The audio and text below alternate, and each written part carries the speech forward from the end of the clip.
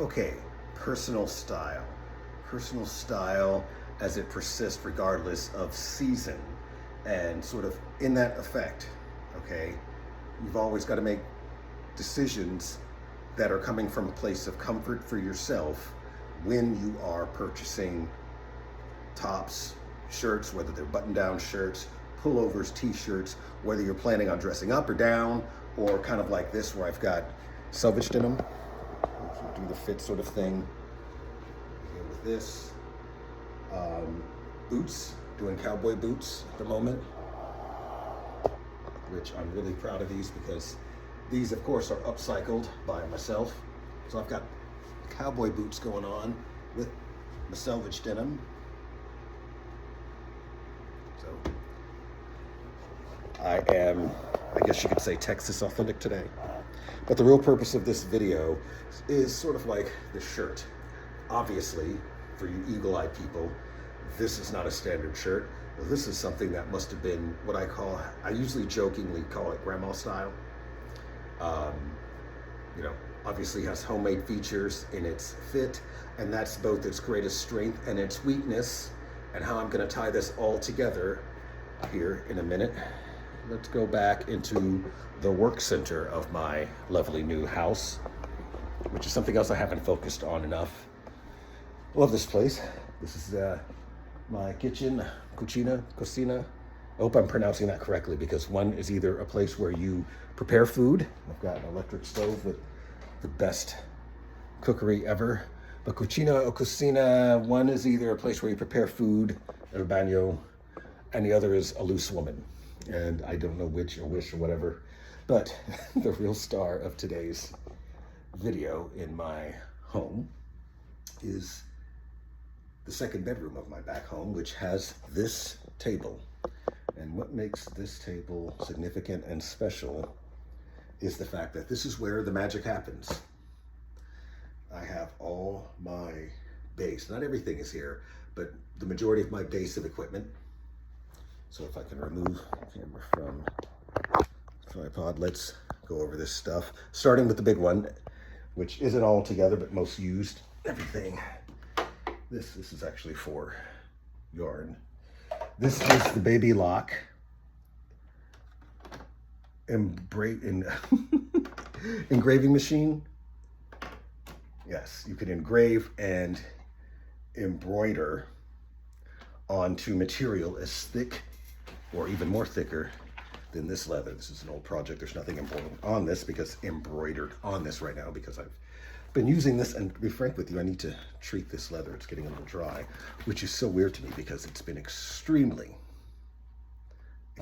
humid here the last 2 or 3 days, just Texas. But anyway, this is a baby lock top level embroidery machine that's a little more than 10 years old, but still works like an absolute charm. Baby Lock is a top player in this whole field, which is why I also have one of their sergers.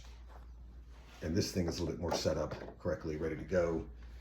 Serging is just a way you can properly reinforce, you know, some of your seams, and it's got it helps add strength and structure to areas where 2 pieces of fabric meet, and if done correctly will add years to the life of your material, like this, which is of course leather. And I don't even remember buying this. This might be a piece that's 4 or 5 years old. Of course, it's common with me where I don't really remember where I got all this. I know where I got it, I just don't know when.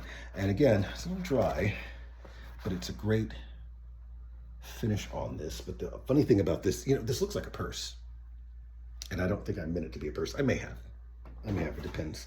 But what's great about this is it gets to a point where the side that would be suede is more soft and maybe more pliable than this. I need to make sure that I'm keeping that dry.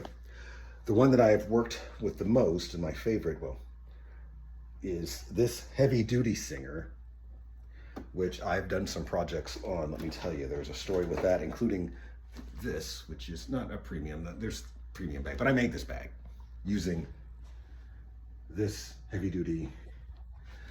And now this bag is, I use it for, I just got tools in here, but tools related to creating garments, you know, all sorts of stuff. We should go through that one time. That's what all is in here. Okay, just Yeah.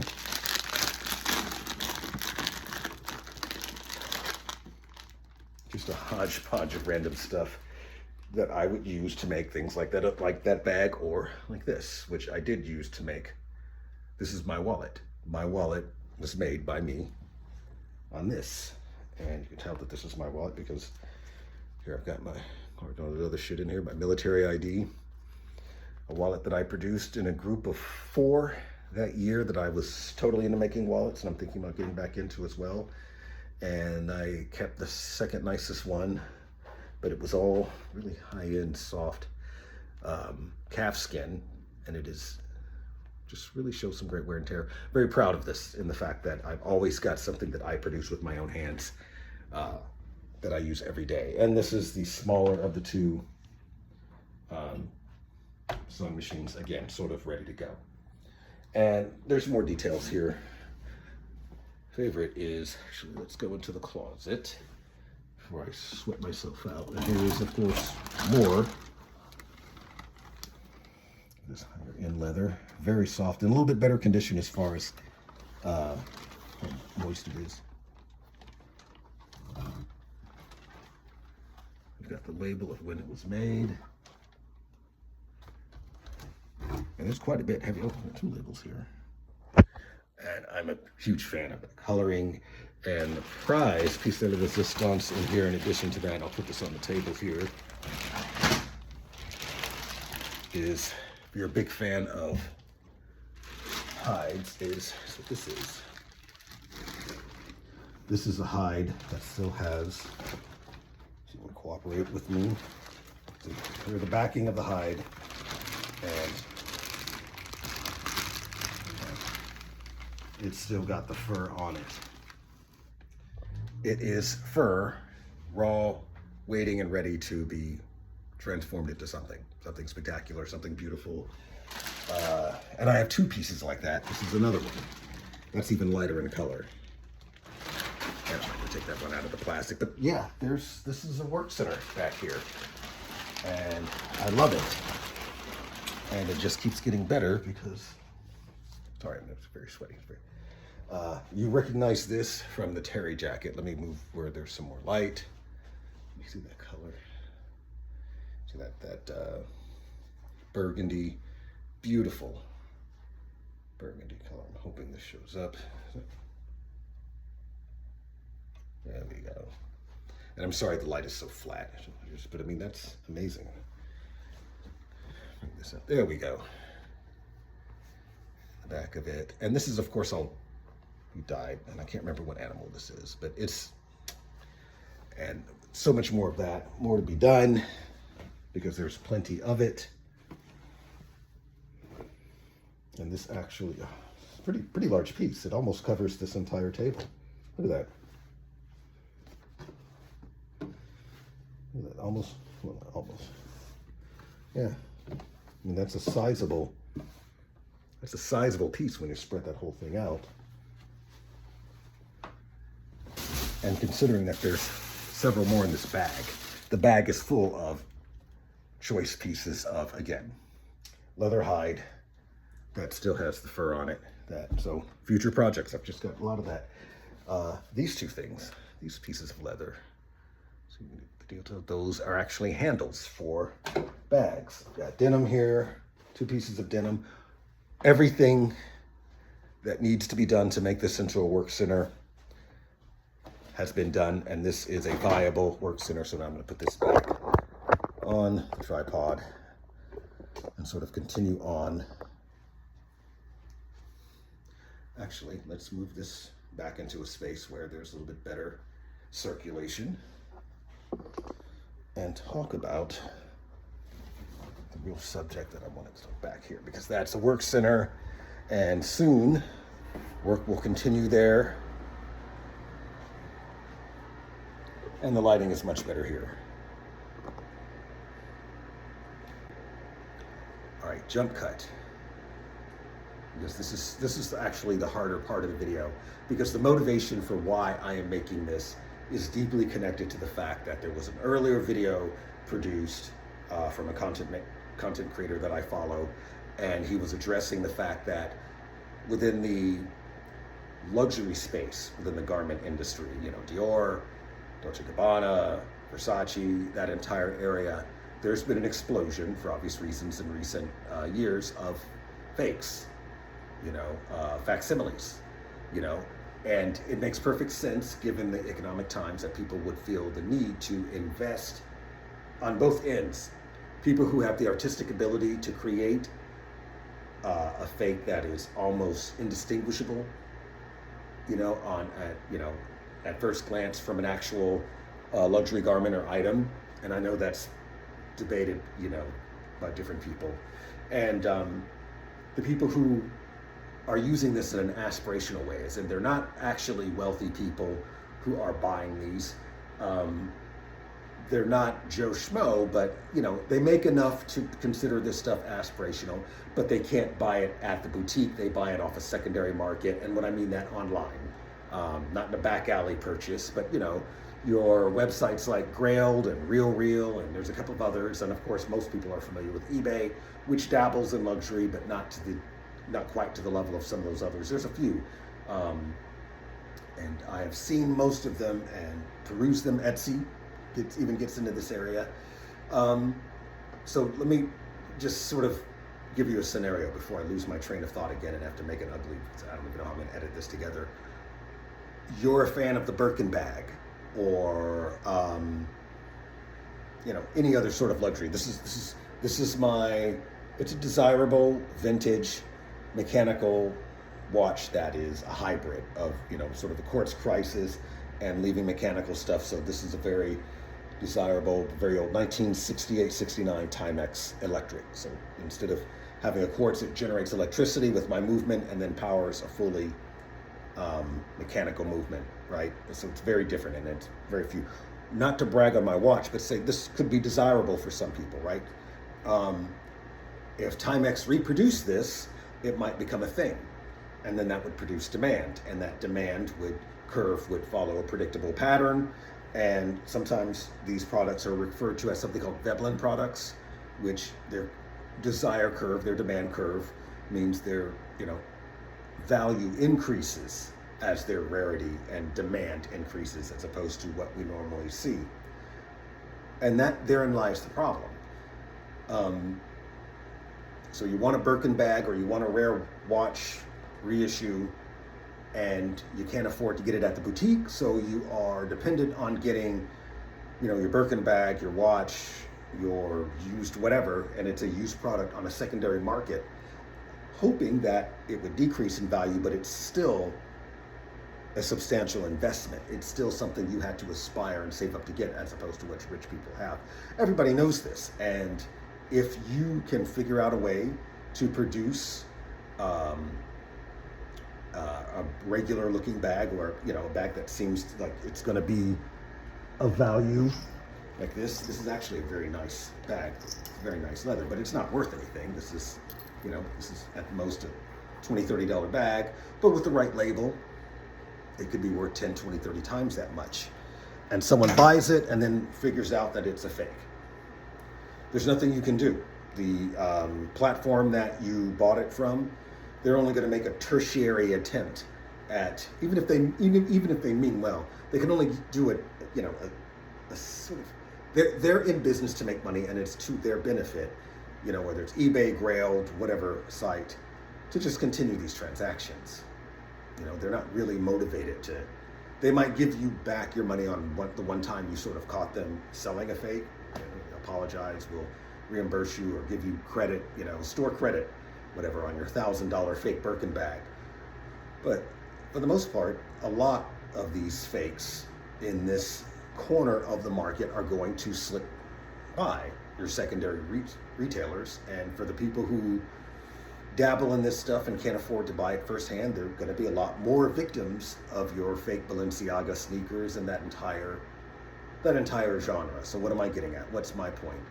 Well, this shirt is also handmade. Does it look great? It's got its flaws and issues, but it's still made by me. This is the same thing. This is actually a more handsome shirt. But these are both Madras shirts, button-up shirts, made for me on my request. And I got together with a talented seamstress and we picked out the materials, and I think just for these shirts, you can tell only some basic communication. You know, this might have been during COVID or whatever, but whatever was had. But anyway, they both fit very well and they're a lot of fun. They're not perfect, but between the two of them, you're probably looking at $50, $60, including paying the seamstress. Buttons are of my choice. You've got this, you know, this is obviously way too wide a pocket, which is why that droops a little bit. It looks a little weird, but you know what? That gives it a character that is unique, whereas the line above these pockets, again, picked out the material that doesn't. So the question becomes, especially when you factor in something like this, which matches the video that was, thank you for responding to that video that I posted yesterday of me wearing the blue Ralph Lauren Hawaiian shirt with the blue teddy bear t-shirt underneath and whatever, I think it was linen. That video made kind of an impact, both in its content, numbers, watches, and everything. And again, that's all standard stuff. That was Ralph stuff. This is something made by me for me. So what are we doing? If you are, not to say that you can't occasionally drop, you know, your $5,000 on the Birkin bag, I wouldn't dare think to influence you one way or another. But how is it not the same experience of you getting something made to order, custom fit, where you're doing the same process? You're picking the material, working with the artisan to get exactly what you want in a timely manner, and it's something that elevates you. You see what I'm saying? It elevates you because you can have it done. That's always the aspect of the luxury, so-called luxury experience, that just makes me question the whole, you know, what are we doing? I have no problem with the concept of you paying for that artistic, artisanal, personal touch. I'm just saying, if they're going to make the Birkin bag $25,000, and that's just beyond your reach, then get with your local leather specialist and say, okay, I need a bag. You know, I'll give you $5,000. How great a bag could you get if you could pick the leather and have it done for $5,000? And because at the end of the day, then the only thing you're worried about is the label. And we're back to that argument about, well, how much does the label mean to you? Because you and any other leather specialist could, but definitely should be able to come up with something that is, especially for you, as unique and valuable and an experience, and could last as long given the right techniques. In 2026, you have the access to everything, and I'm talking about the techniques used to create it. There's people out there online, I call it YouTube University. If you get a talented and semi-experienced or even an experienced leather specialist who may not quite know some of the secrets, the details of the Louis Vuitton bag or whatever, as far as like how the leather may join together. I'll give you an example. You know, if there was some specific type of stitching or whatnot, you know, where these two pieces join. Guess what? Somebody out there online is aware of it in 2026. This isn't the 1950s or 1960s. So I've always sort of had a sort of questioning about that. And, you know, I'm not here to insult anybody or cut anybody down about their taste, what they want to spend their money on. I am certainly a huge fan of very specific leather pieces, not so much in the garment industry, as you know, if you've been following me for a while. But I'm not here to criticize anybody who wants to spend $25,000 on a Birkin bag or anything like that, you know. I'm just saying, in addition to, especially since you're dealing with fakes, that's your whole problem. If there's people out there talented enough to create a fake that is almost indistinguishable, that even the platforms, you know, the Real Grailed, all this, and eBay or what have you, can't distinguish as real, then why don't you just utilize those people to create something that is unique for you? I don't know why that sounds so crazy. All right. Anyway, that was my connection between the two, and rounding this all up since before, this is a jacket that was made not by me for me, but by me. You can tell by the details. I actually sewed all this together, lined it up, and you can tell that it was made by me because, you know, again, during COVID, like there's some sloppy details that no one would ever do in real life. But how this is attached and everything, it's just, you know, flaws, but at the end of the day, and I would try this on, but this would clash. I'll just make another video about this separately tomorrow. But that's the deal, you know. You get to the point where, kind of like my wallet that's on me all the time, you know, I made the wallet that I've been using for the last 5 years, going on 6 years now, and I made a jacket that I can wear anytime that is essentially, you know, like a bomber jacket. I don't need to go to the boutique at the mall and hand someone an ungodly amount of money to feel unique. And I don't, you know, I don't want to get into the psychology of it because I'm not trying to criticize people. You know, sometimes you just want to be part of the club, and that's just how it is, you know. Once a Mouseketeer, always a Mouseketeer. Once a Marine, always a Marine, right? And I brought those two up very specifically because you know what the Mickey Mouse Club was for the boomers. That was Mickey Mouse Club was a big thing for that generation. And one of the sayings was, once you're a Mouseketeer, if you're part of the Mouseketeer Club, Mickey Mouse, once a Mouseketeer, always a Mouseketeer. And of course, the Marine Corps says, once a Marine, always a Marine. You know, once you're part of a unit, an elite little family that you have adopted, whether it's some silly club or military unit, or even a group of people that can afford a Birkin bag, then you might have felt some happy and compelled that you've achieved something with that in and of itself. So, and that's kind of the self-reward that exists, which is also, that's back why, I'm trying to get this out of here, within my humble abode, because I need to fix some food in my kitchen, which is why in my humble abode I have the room with the table full of stuff in there. So never a dull moment for exciting people.